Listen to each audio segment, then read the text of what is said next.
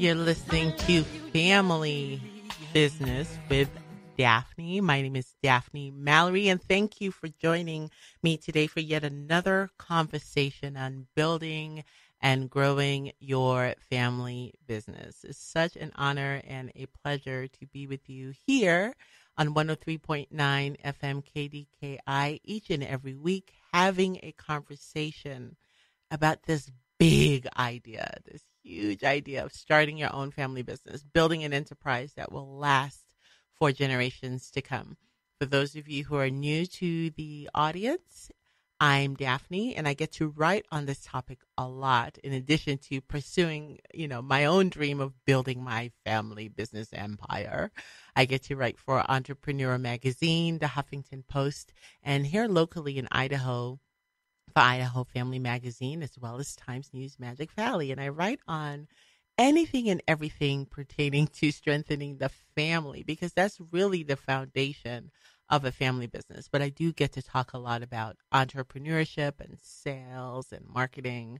She said sales. Yes, I love sales. In fact, I think it is the number one skill an entrepreneur must learn to be successful. I don't really believe it's leadership. Of course, you have to be an effective leader. You have to be able to rally your troops, right, around your idea, your product, your service, get aligned with the same vision, et cetera, et cetera, et cetera. But I don't think that's the number one skill. I think if you become really, really good at selling your ideas, your products, your services to customers, to clients, to the world, to audiences, viewers, etc., I think that's the ticket. That's where the money is at. And so I have dedicated past shows, and there'll be future shows to selling. So make sure you go to my blog, daphnemallory.blogspot.com, to listen to past shows.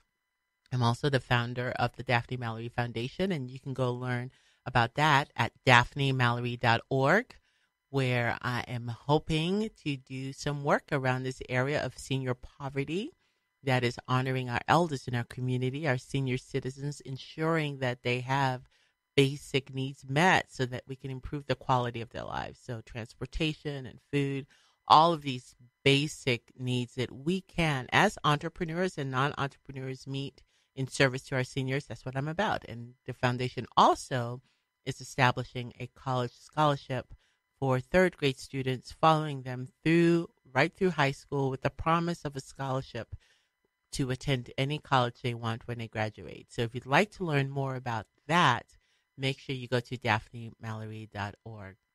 But on today's show, I want to address this topic that I'm getting a lot of emails about, apparently, and that is, Daphne, what would you do with $1,000 if you could save up $1,000? What business can I realistically start? So I have a mixed bag in my audience, which I enjoy. Many of you are already successful, and $1,000 is like a weekend for you.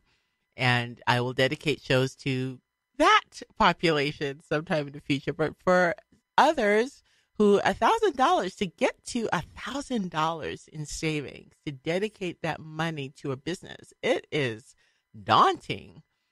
We live in a culture where many families are just living paycheck to paycheck. They really find it hard to even have like $1 or $2 left over at the end of a pay cycle. So $1,000, yes, can be quite a feat for some.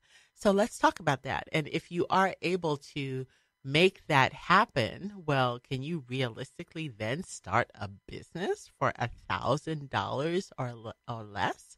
Yes. In fact, there are books written on, how I started with $1,000 and became a billionaire. In fact, I have one book title like that in mind. So yes, it can be done. And here's good news. It may not be the business you eventually build. Yes, it is okay to start a business that you don't intend to make it like your lifelong dream. It could be just the starter you need to learn entrepreneurship, to learn how to rally together as a team, as a family, and get projects done. And it might be that stepping stone to generate more profit, more income, to start the eventual family business that you're hoping to start, that you've been dreaming about. So that's what we're going to talk about today. So as I go over these ideas, I don't want you to think, ugh, I wasn't born for this. So I'd be so bored with that. Yes, true.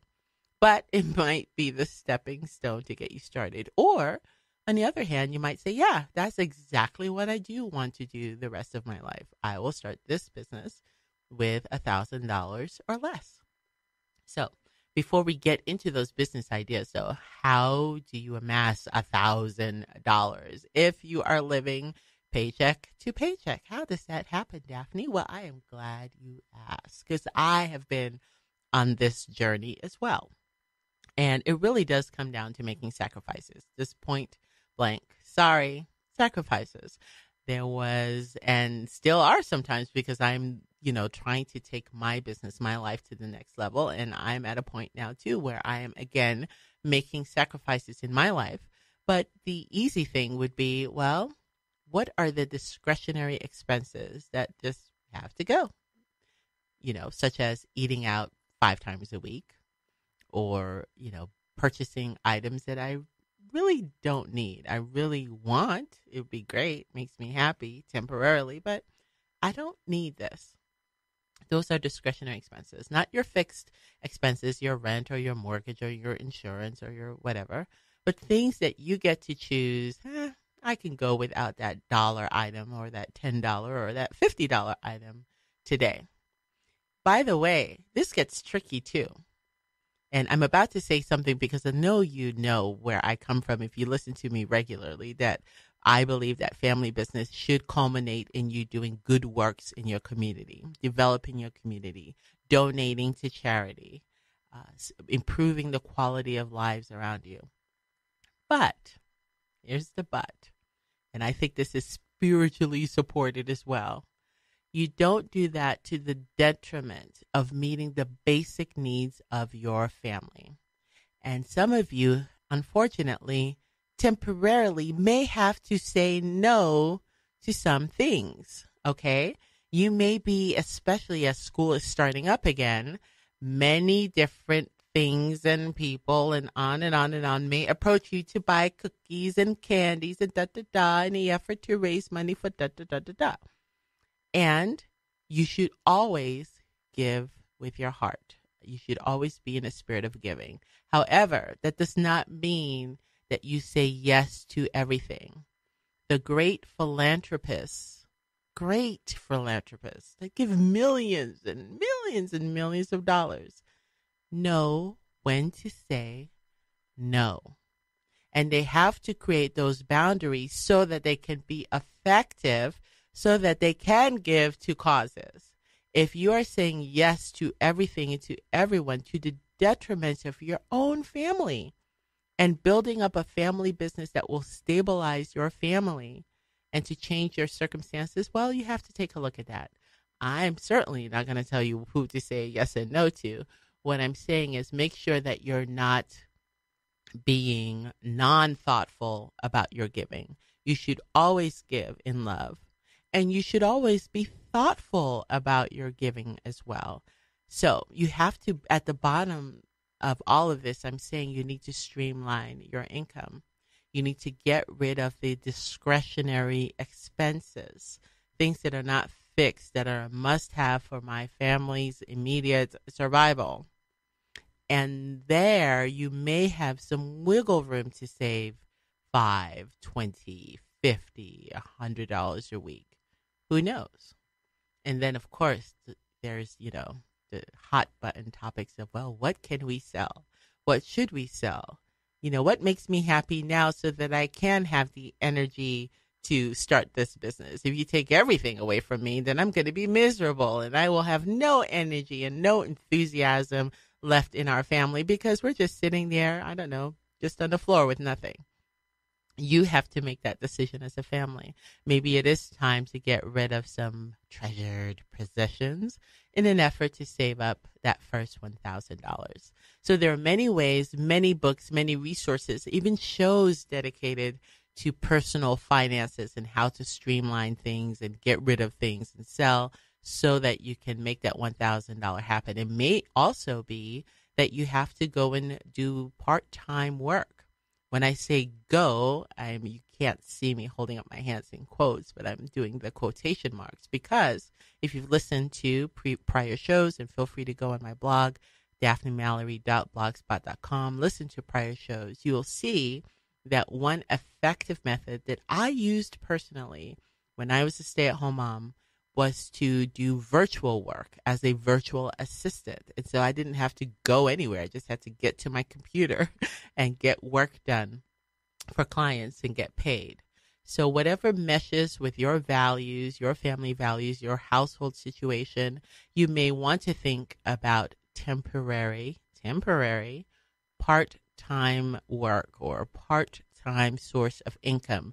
That's not a business, by the way, because it takes time to build a business. Something where someone has something established already and are going to pay you a guaranteed paycheck at the end of the week for your services. Got it?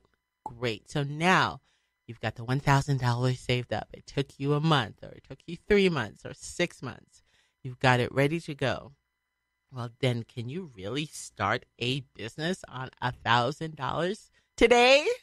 In today's economy? Sure, there are books written, but that was back in the day. You can't do that in 2015, can you? Yes, of course you can. So let's talk about some business ideas that you might want to pursue forever, or it's just a temporary stepping stone to your eventual family business. Now, first, I have said that virtual assistance work is so needed and so vital to entrepreneurs and in the business economy that if you have a desire to support other entrepreneurs and businesses, this is a field you should definitely look at. A business opportunity, a business venture, choice, idea worth exploring. And you can absolutely start that for under $1,000. What is a virtual assistant? It's a fancy term for an admin assistant, someone who takes care of portions of the business so that the entrepreneur is freed up to go and sell or market or speak or produce whatever it is that entrepreneur does. And it's called virtual assistance because it's something you can do from home. It's a business because you are definitely self-employed, but you have the opportunity to subcontract work to other virtual assistants. You, as a virtual assistant, can have a team of 10, 20 assistants around the world that you're farming projects out to, that they are doing on behalf of your clients. I've been there, done that, seen it. It works, and it's a growing field. It's a growing industry. So how can you start this for less than $1,000? To be a VA, you basically need a telephone, your smartphone, your regular cell phone, landline, whatever. You need a computer with a good internet speed. And there are different websites online that will tell you the rate of speed that you need for your internet. You can test it right there on your computer. And then you need to be able to communicate to clients via email or via phone. And that's pretty much it. And you're in business. So whatever your monthly phone bill is and internet bill is, and maybe some software that you could use to make yourself more marketable. But truly, when I was working as a virtual assistant, and then when I started subcontracting out to other virtual assistants, everything was done via Google Docs, Google spreadsheets. I really can't think of a software that I had to purchase. So basically, for under $1,000, and I mean way under $1,000, you can be in business. Some other expenses might include your website and paying a monthly hosting fee, your domain name, but still, all of that would be way less than $1,000. Here's another industry. Now, I caution this. I'm even very hesitant to make this suggestion. you really have to be at I think location definitely matters for this type of business that I'm going to suggest. I think it matters whether or not you have small children, even teenagers in your home. I think family dynamics and your family circumstances truly does matter. But this mobile rooming industry is a burgeoning industry. And what do I mean by this? There are specific sites where travelers go, I would like to visit Idaho, where I'm located, right? And I prefer to be in a more homey environment. Don't want to stay at a hotel. And maybe I also want to have an extended stay. Maybe I want to visit Idaho for 30 days, 60 days. So a hotel becomes extremely unaffordable. So there are different websites. I won't name them, but it'd be very easy for you to research this that are very popular now, where people are saying, we would like to offer our guest room up or even a room in our home, or we're not even going to be there. We're going out of the country and someone could come in and stay for 30, 60 days or whatever. And the keys are located here. And that's a business. People are really making a lot of money from this. It's your typical rooming service or roommate service, temporary, typically extended stays, and people are paying you money for use of your home because they would rather that than a hotel environment. Now, again, obviously something you can do less than $1,000. You can pay for there are popular websites out there about this, and so you could pay the membership fee to join that and post the information on your home or whatever situation it is you have to offer. And there is serious money to be made in this. I'm amazed at the range of people that use these services to travel the country and even internationally. So that's one thing to explore with a big however, obviously, right? You really have to account for your family life situation. Most of the hosts, quote unquote, of these places aren't there when the travelers are staying there. Some are. It sort of becomes like a bed and breakfast situation almost. But it's something worth paying attention to if it's suitable for who you are. It makes sense in terms of safety and other issues. Why not explore it? Absolutely, it's something that can be done for under $1,000. What about offering services to offices, right? Cleaning services. Something, again, that you could start up for less than $1,000. You would need your cleaning supplies, but that's obviously going to be less than $1,000. And cards or website even, etc. And maybe you get ambitious right away, which I hope you will, and think about friends and other family members to subcontract out to go out and clean offices.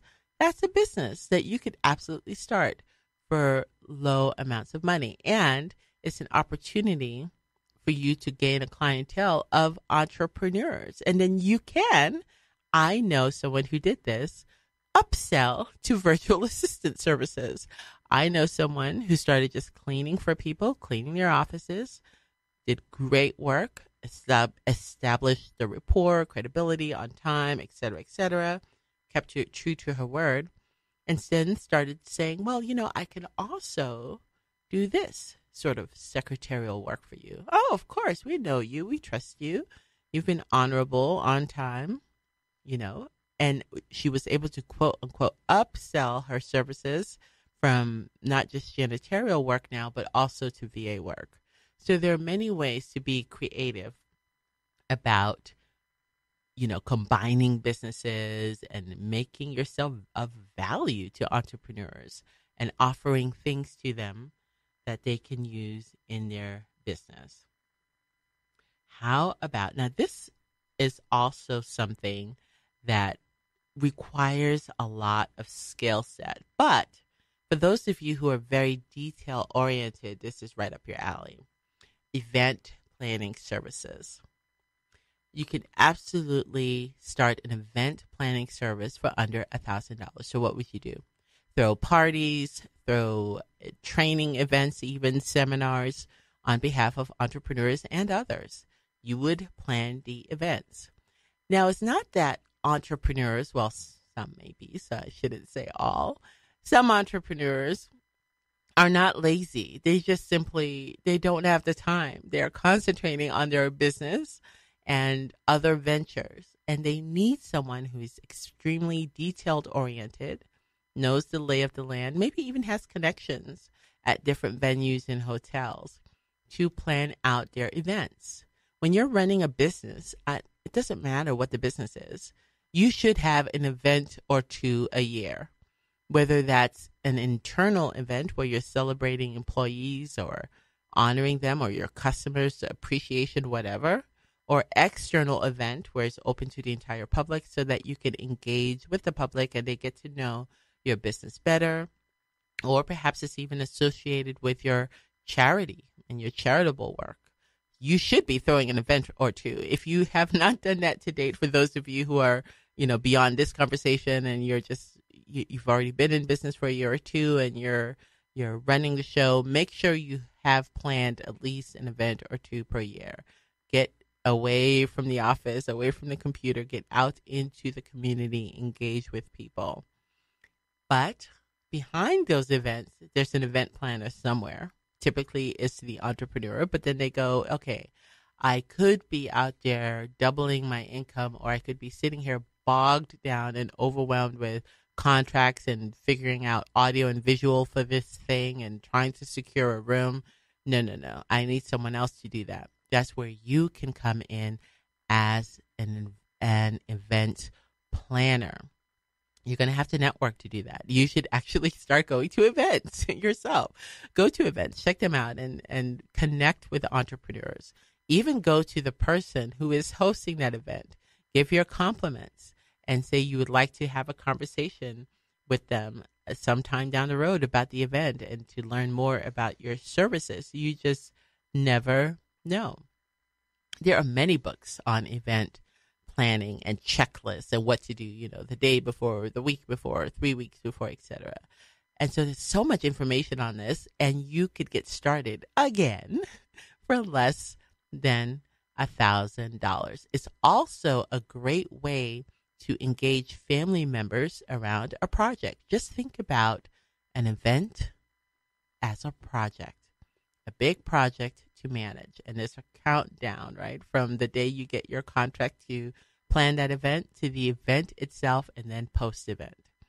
And if you can get your entire family engaged somehow and to learn those skills of managing a project, this event, it will be just great groundwork for building your business. Maybe it is eventually an event planning service, but even if it isn't, you've got those skills to carry over.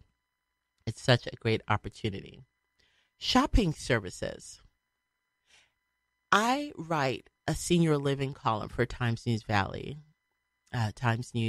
Valley, and basically addressing seniors ages 50 and older, right? And some of you are like, no, 50 is not a senior. I know. Baby boomers and seniors and retirees. And there is quite the challenge and opportunity of seniors getting groceries. It's difficult because of transportation issues, immobility issues. And yes, there are services that provide meals delivered to their homes if they, are in touch with those services. But there are many who are not. And an opportunity for business owners, not just for seniors, but anyone who can afford to pay for a service and who is not even a senior, maybe someone who is going through illness or for other issues, who are too busy even to get out and go do grocery shopping. There's an opportunity for you to provide a shopping service to those groups of people, especially when you are in a community where there is no public transportation like we have. We don't have a city bus.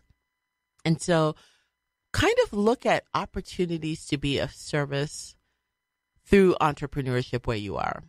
And one business opportunity is providing something as simple as a shopping service. It is a win-win. You are serving groups that for whatever reason they don't have the time or the ability to get to the grocery stores, but they need that help, obviously.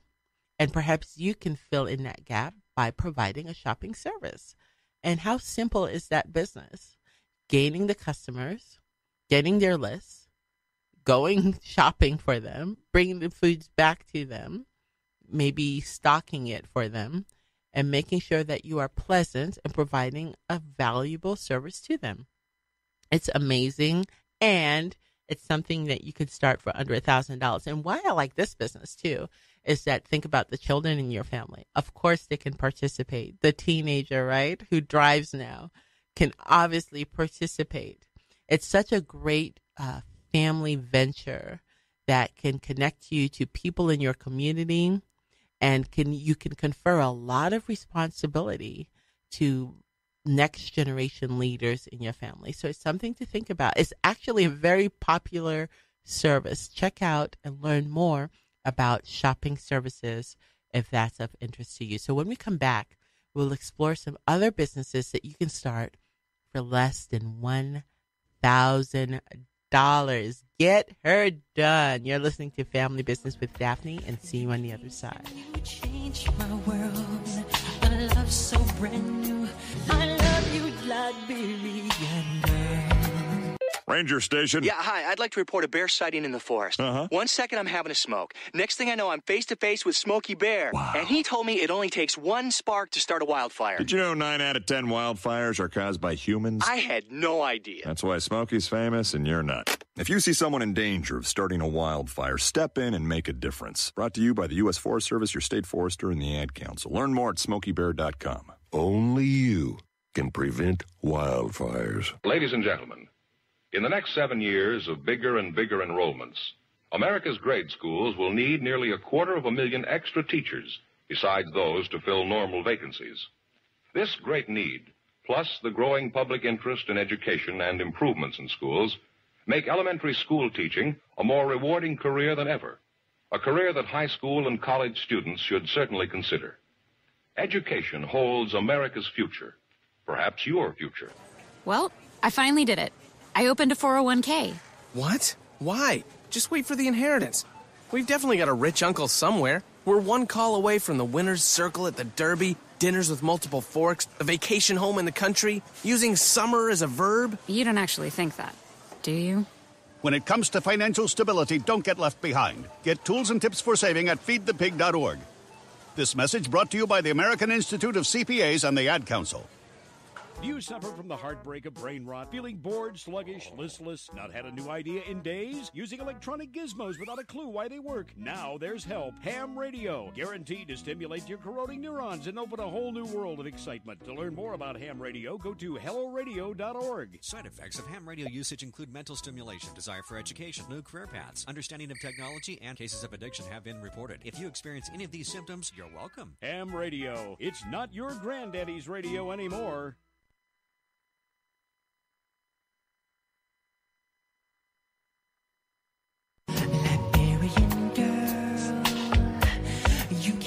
Welcome back to Family Business with Daphne, and we are talking about businesses you can start under $1,000. $1,000. Now, so far, most of these businesses you can really start for under $500, maybe under $250, right? But let's go for big. Let's $1,000, and we've talked about how to get there. You know, you have to make sacrifices in your income. And for those of you who are like, look, I don't have any wiggle room. My entire paycheck is a sacrifice. I get that too. And so the other strategy would be to increase your income then with a part-time income source, such as working virtually from home, doing some freelance, or if none of those are absolutely options, then certainly maybe looking at part-time employment to raise that income up so that you can save $1,000. It can be done. I mean, there's just about any business you can dream of, I think you can start. Here's one that Forbes magazine listed. I quite don't get it, but I'm just going to read it as an example to show you that you can start any business you want to start. If you can sell your idea to someone who is willing to buy, you can get it done. Toy cleaning service. This is a business, and I'll read the description for you. Parenting is very demanding, and all parents want what's best for their children. That's why some of them, which do not have the time to do so, may be interested in paying to have someone clean their children's toys.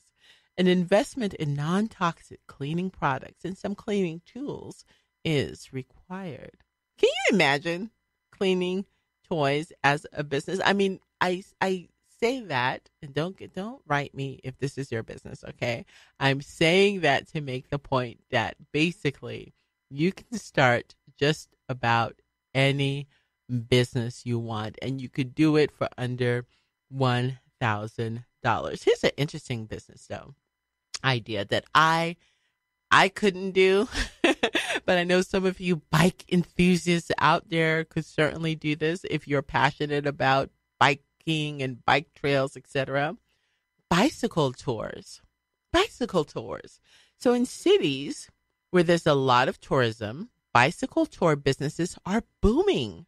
You can get a share of it by starting your own bicycle tours and showing tourists your view of your city. Can you imagine? So if you are in one of these areas, or a booming city or a growing city, even a city like where I live in Twin Falls, which is growing, you can offer bicycle tours. Do you think you could start that business for under $1,000? I don't know what you would charge for a bicycle tour, but that's why you're the entrepreneur. Be creative. Do your research. Why are people coming to your city? What are the hot spots? And if you're passionate about biking, can you offer a bicycle tour? Home repair services. Now, that's definitely a business you can start for under $1,000. Obviously, you need the skills to do that. And depending on where you live, you may need a license to do that. But if you have the skills and you have the license, why not? If you are able to do it, if you're talented in that arena, go and offer home repair services to your neighbors, to the community. That is another business that requires minimal investment. How about tutoring services? I mean, I cannot and I should not on this program get into something else I'm very passionate about, and that's STEM education, which is science, technology, engineering, and math, increasing those skills and knowledge in our schools and among students. It's so important, including for entrepreneurship. Entrepreneurship is becoming so technical in many areas. You really have to master technologies. You, in fact, have to innovate and create your own technology to stay ahead of the competition. And so you need students, family members, next generation leadership, even the founders of family business owners to understand technology. And it starts with tutoring, tutoring students. So if you are passionate about those subject areas, are knowledgeable, obviously, think about opening a tutoring services. I can't think of a franchise. There might be one out there. Send me an email, let me know. There are many tutoring franchises. I cannot think of one that you could start for under $1,000. However, you can certainly lay the groundwork for less than $1,000. What do you need to tutor? There are many websites out there that you can join and become what's called a freelance tutor or online tutor. And you can tutor students around the world using your computer. So the same startup costs for a virtual assistant would be the same for an online tutor. Your computer, high internet speed access. Maybe you need to buy a few teacher's guides for whatever textbook or material you're teaching out of. But you can really do this from home virtually. And maybe you decide, I like personal connection. I don't mind meeting with students at the library, on the college campus, at the coffee shop, whatever. And that's fine. And so your cost would just be the gas to get to those places, right? In your neighborhood. Low cost, so needed and vital in our communities, especially around those subjects of science, technology, engineering, and math. Then, of course, for my immigrant entrepreneurs listening to this who maybe speak English is your second language, well, tutoring is definitely needed for that first language of yours. There is a need and a demand for learning foreign languages, and not just Spanish, although that's great to learn as well. But there's also a need and a demand for other languages as well. So don't think, well, I just speak Italian or whatever. No, there is a need. I myself, I will someday get to this, but I myself want to learn different languages at my age. And they're like, oh, whatever. How old are you? Not telling you. But at my age, I'm still open to, and I have a desire to learn a new language. I always want to grow myself. And so I might hire a tutor. And so keep your eyes and ears open for the needs in your community. Figure out who's moving to your community. Figure out what's lacking in your community in terms of tutoring services, and jump in as a tutor. That's definitely a way to build a business. And the reverse would be offering ESL tutoring to immigrants and refugees in your community.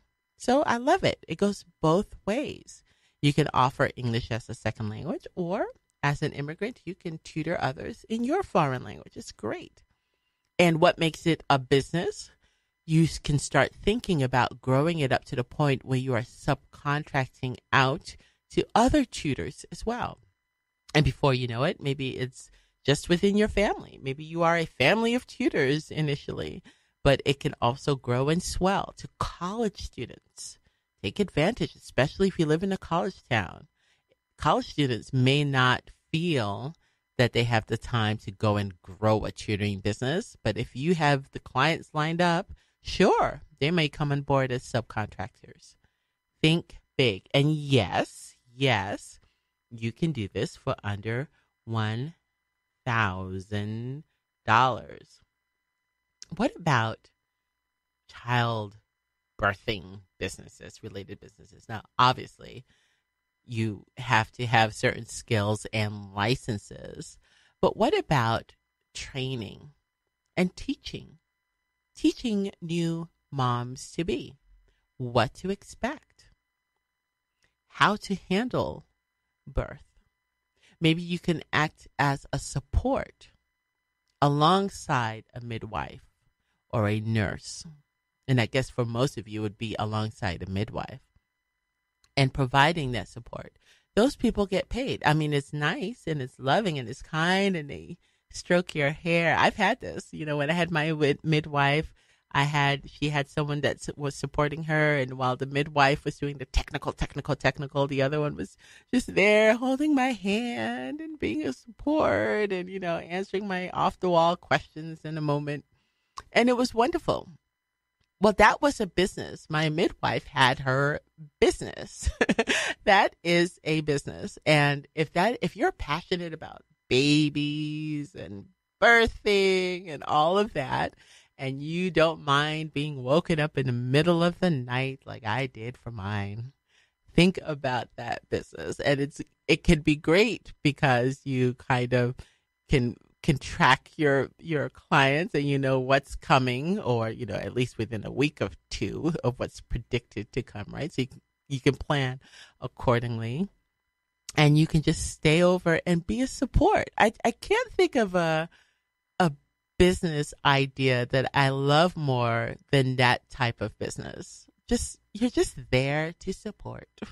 That's all you are. You're not, and of course that's not to diminish what she was doing, obviously.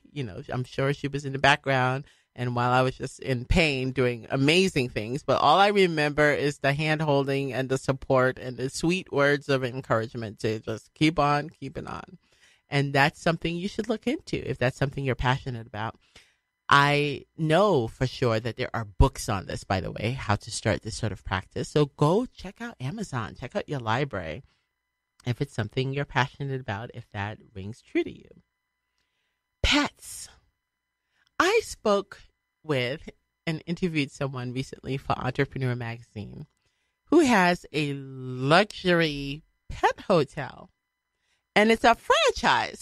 So it's not just his hotel. I mean, like, decked out luxury hotel for animals, but he is now developing a franchise where other people can buy it and build this thing in their own community. I love entrepreneurship. I cannot think of a business you cannot create if you're passionate about it.